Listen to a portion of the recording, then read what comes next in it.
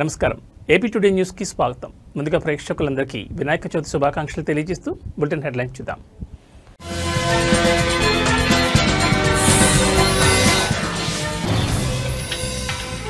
దేశవ్యాప్తంగా వినాయక చవితి పండుగ శోభ అంగరంగ వైభవంగా స్వాగతం పలికేందుకు ప్రజల ఉత్సాహం.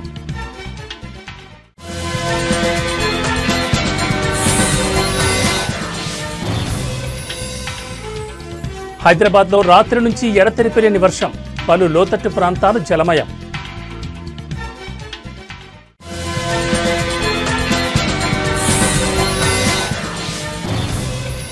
మూడు రోజుల పర్యటన నిమిత్తం భారత్కు వచ్చిన ఫిజీ ప్రధాని, ఎవరూ మీతో సంతోషంగా లేరని వ్యాఖ్యానించిన ప్రధాని.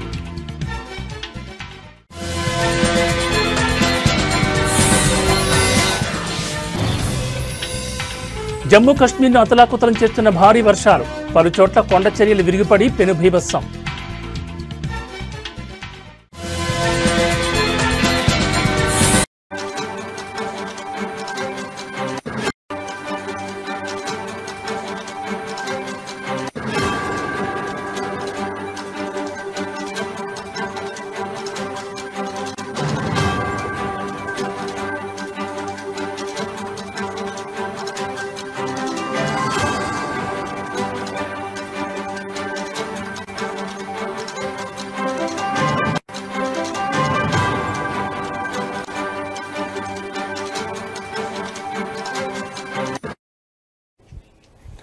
బులెటిన్లో బ్రేకింగ్ న్యూస్ చూస్తున్నాం. దేశవ్యాప్తంగా వినాయక చవితి పండుగ శోభ అంగరంగ వైభవంగా కొనసాగుతోంది. వినాయకులకు స్వాగతం పలికేందుకు ప్రజలు ఉత్సాహం చూపుతున్నారు. తెలుగు రాష్ట్రాల్లో ఈ పండుగకు విశేష ప్రాధాన్యత ఉంది. నెల రోజుల ముందు నుంచే ఉత్సవాలకు ఏర్పాట్లు జరుగుతున్నాయి. ఇప్పటికే వీధి వీధిన గణేశుడి విగ్రహాలు దర్శనమిస్తున్నాయి. రకరకాల రూపాల్లో వినాయక విగ్రహాలు ఆకర్షిస్తున్నాయి. పర్యావరణ పరిరక్షణ కోసం మట్టి విగ్రహాలను ఏర్పాటు చేయాలని చెప్పి చాలామంది ప్రజలు కోరుతున్నారు. వినాయక చవితి పండుగకు దేశం మొత్తం సిద్ధమైంది. అంగరంగ వైభవంగా స్వాగతం పలికేందుకు ప్రజలు ఉత్సాహంగా ఉన్నారు. ముఖ్యంగా తెలుగు రాష్ట్రాల్లో ఈ పండుగకు విశేష ప్రాధాన్యత ఉంది. నెల రోజుల ముందు నుంచే ఉత్సవాలకు ఏర్పాట్లు మొదలవుతాయి. ఇప్పటికే వీధి వీధిన గణేశుడి విగ్రహాలు దర్శనమిస్తున్నాయి.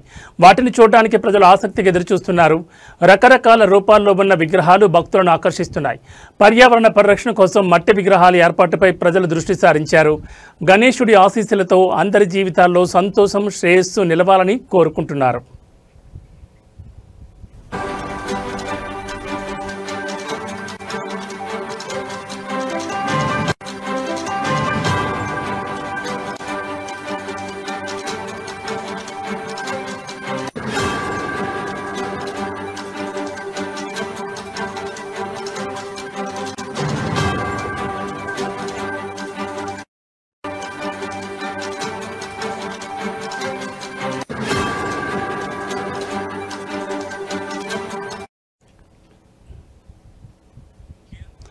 విద్యార్థులు, యువకులు ముఖ్యంగా ఈ పండుగలో చాలా ఉత్సాహంగా పాల్గొంటారు. కళాశాలలు, పాఠశాలల్లో ప్రత్యేక పూజలు నిర్వహిస్తారు. వినాయక చవితి సందర్భంగా తెలుగు రాష్ట్రాల్లో ప్రత్యేక ప్రసాదాలు తయారు చేస్తారు. ముఖ్యంగా ఉండ్రాళ్ళు, కొడుములు, లడ్డూలు, పులిహోర వంటి ప్రసాదాలు. వినాయక చవితికి ప్రత్యేకమైన మండపాలను ఏర్పాటు చేసి అక్కడ వినాయకుడిని కొలువు తీరుస్తారు. 10 రోజుల పాటు ఉత్సవాలు నిర్వహిస్తారు. గణేశుడికి ఇష్టమైన ప్రసాదాల్లో మోదకం ఒకటి. ఈ పండుగకు ప్రతి ఇంట్లో మోదకం చేస్తారు. ప్రతి సంవత్సరం గణేశుడి పూజల కోసం లక్షల సంఖ్యలో విగ్రహాలను తయారు చేస్తారు. గణేశుడి విగ్రహాలను విభిన్నమైన థీములతో తయారు చేస్తున్నారు. పర్యావరణం, సామాజిక అంశాలు, రాజకీయ అంశాలను కూడా థీములుగా వాడుతున్నారు.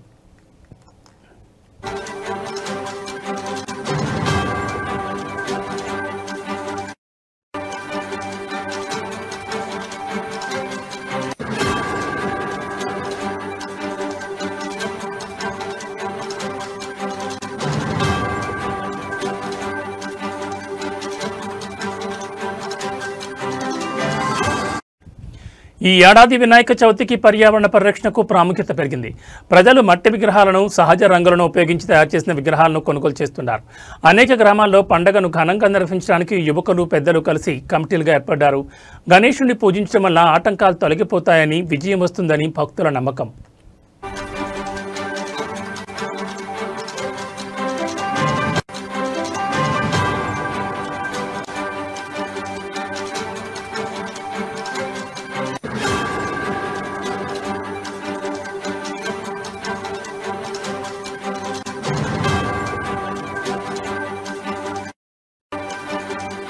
వినాయక చవితికి 10 రోజుల ముందు నుంచే ఆధ్యాత్మిక వాతావరణం నెలకొంటుంది.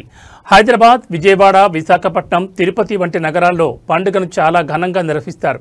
పండుగ సందర్భంగా వ్యాపారాలు జోరుగా సాగుతాయి. పువ్వులు, పండ్లు, ప్రసాదాల తయారీకి కావలసిన వస్తువుల వ్యాపారం పెరుగుతుంది. చిన్నపిల్లలు గణేశుడి విగ్రహాలను కొని ఇంట్లో పూజలు చేసి రంగులు వేస్తూ సంతోషిస్తారు. గణేశుడిని వినాయకుడు, గణపతి, గణేశుడు, గజనానుడు అని రకరకాల పేర్లతో పిలుస్తారు.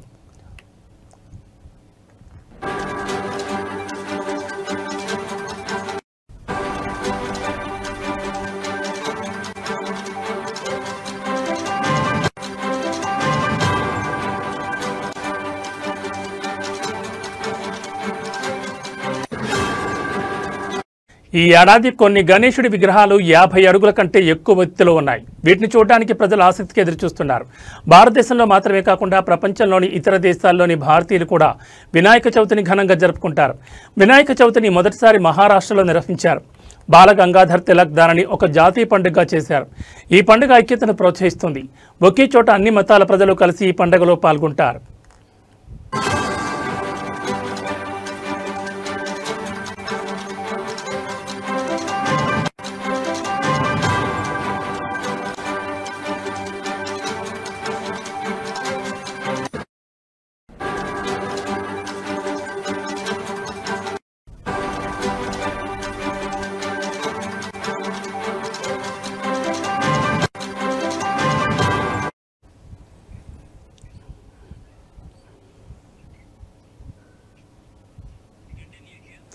ఈ ఏడాది వర్షాలు సరిగా కురవకపోవడం వల్ల రైతులు కొన్ని చోట్ల వినాయకుడిని పూజించి మంచి వర్షాలు కురవాలని కోరుకున్నారు.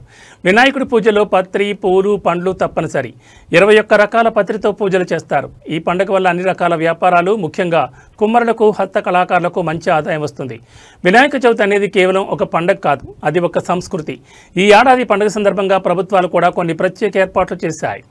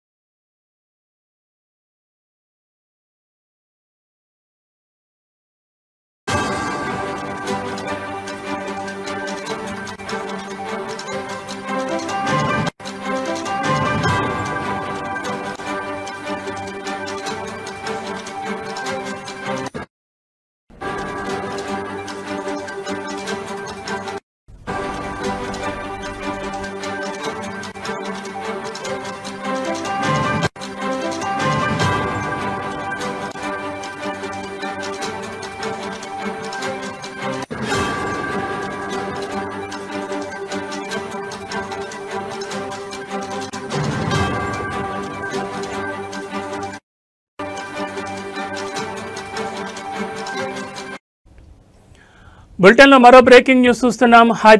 ఖైరతాబాద్ గణేశుడి ఉత్సవాలు ఘనంగా ప్రారంభమయ్యాయి. తెలంగాణ గవర్నర్ జిష్ణుదేవ్ వర్మ తొలి పూజ చేశారు. ఈ కార్యక్రమంలో మంత్రి పొన్నం ప్రభాకర్, ఎమ్మెల్యే దానం నాగేందర్, కాంగ్రెస్ నేతలు పాల్గొన్నారు. వర్షం కురుస్తున్న ఖైరతాబాద్ బడా గణేష్ను దర్శించుకునేందుకు భక్తులు పెద్ద ఎత్తున తరలివస్తున్నారు. ఈ ఏడాది స్వామివారు శ్రీ విశ్వశాంతి మహాగణపతిగా దర్శనమిస్తున్నారు. 69 అడుగుల ఎత్తు, 28 అడుగుల వెడల్పుతో విగ్రహాన్ని తీర్చిదిద్దారు.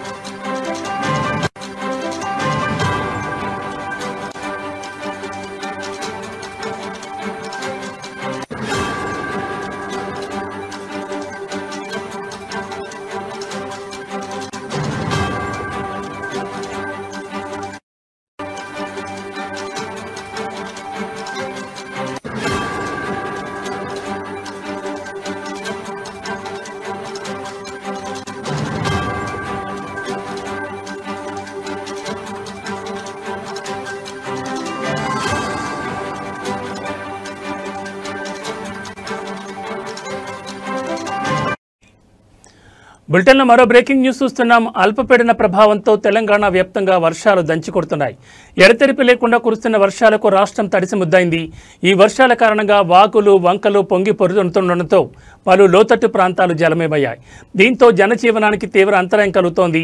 ముఖ్యంగా వినాయక చవితి వేడుకలకు ఈ వర్షాలు ఆటంకంగా మారాయి.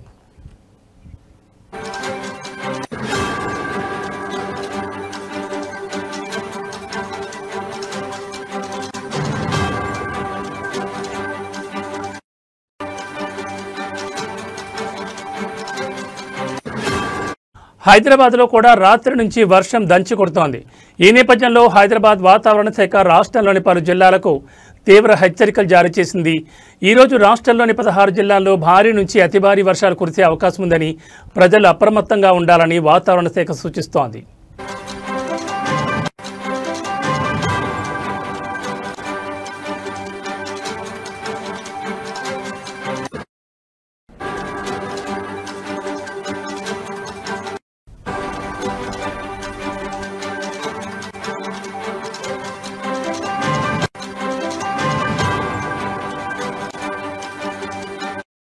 హనుమకొండ, వరంగల్, భద్రాద్రి, ఖమ్మం, మహబూబాబాద్, మంచిర్యాల, పెద్దపల్లి, ఆసిఫాబాద్, ములుగు, సిరిసిల్ల, జనగాం, మెదక్, వనపర్తి, కామారెడ్డి, నిర్మల్, నారాయణపేట జిల్లాలకు ఆరెంజ్ అలర్ట్ జారీ చేసినట్లు అధికారులు తెలిపారు.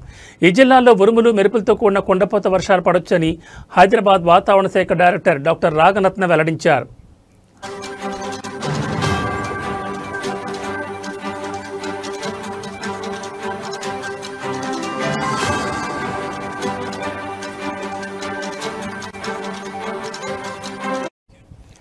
హైదరాబాద్ నగరానికి కూడా ఆరెంజ్ అలర్ట్ ప్రకటించారు. రాత్రి నుంచి నగరంలో నిరంతరాయంగా వర్షం పడుతుండటంతో పలు ప్రాంతాలు ఇప్పటికే నీట మునిగాయి.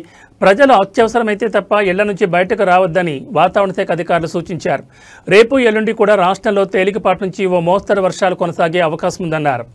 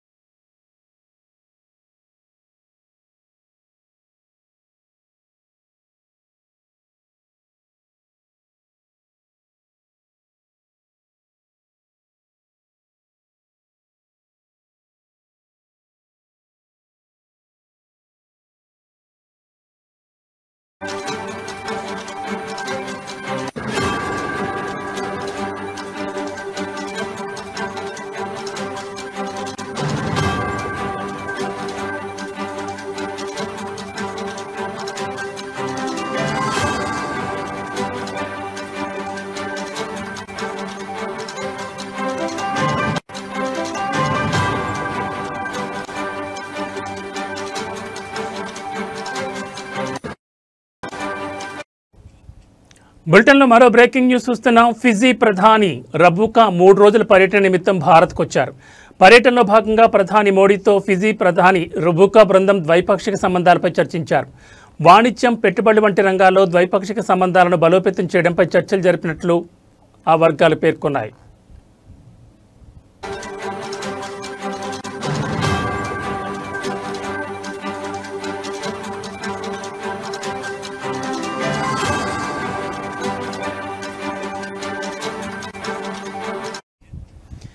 Indian council of world affairs నిర్వహించిన సప్రూ హౌస్లో ఓషన్ ఆఫ్ పీస్ అనే అంశంపై ఉపన్యాసం ఇచ్చిన తర్వాత జరిగిన సంభాషణలో రబుకా మోడీతో మాట్లాడుతూ ఎవరూ మీతో సంతోషంగా లేరని, మీరు ఆ అసౌకర్యాలను తట్టుకునేంత పెద్దవారని వ్యాఖ్యానించారు. భారత్పై ట్రంప్ 50% సుంకం విధించడంతో రెండు దేశాల మధ్య ఉద్రిక్త వాతావరణం నెలకొంది. ఈ నేపథ్యంలో ప్రధాని మోడీతో ఫిజీ ప్రధాని రబుకా ఈ విధంగా సంభాషించారు.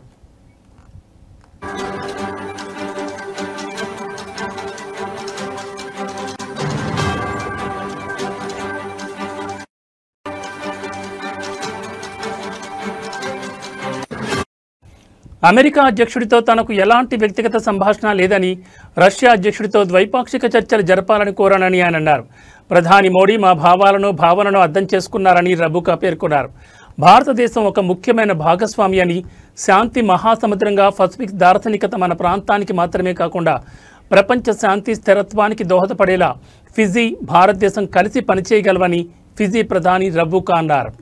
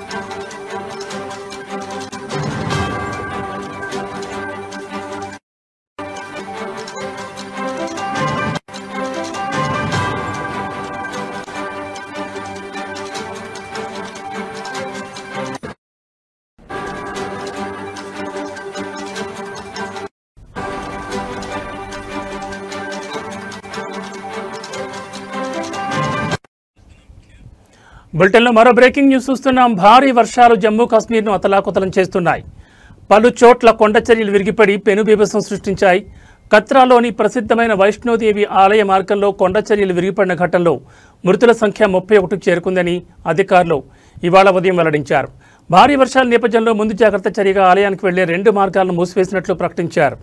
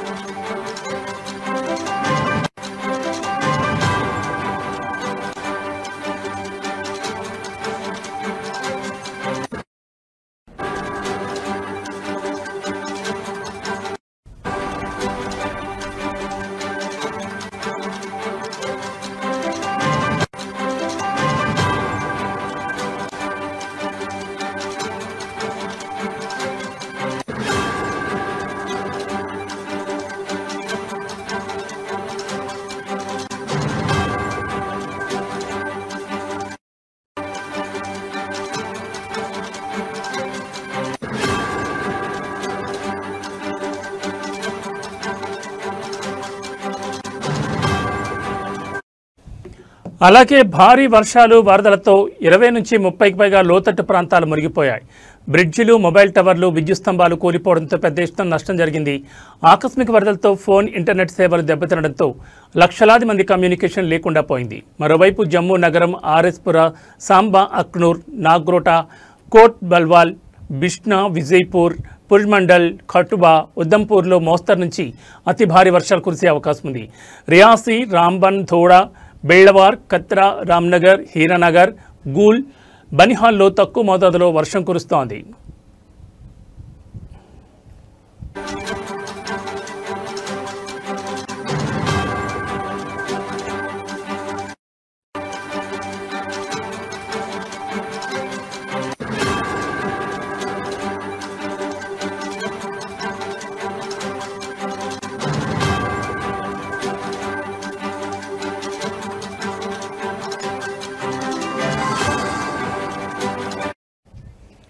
ఇక జమ్మూ కాశ్మీర్లో ప్రభుత్వ ప్రైవేట్ పాఠశాలలన్నింటినీ ఇవాళ మూసివేయాలని అధికారులు ఆదేశాలు జారీ చేశారు.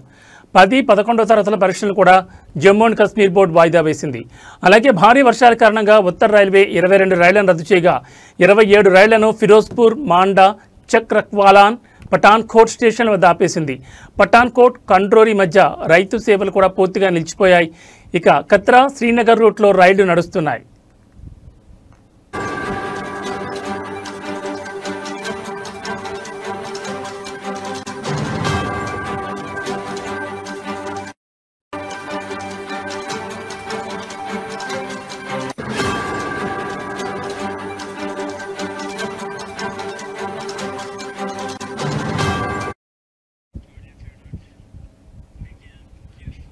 ఇవి బులెటిన్ విశేషాలు. మరో బులెటిన్లో మళ్ళీ కలుద్దాం.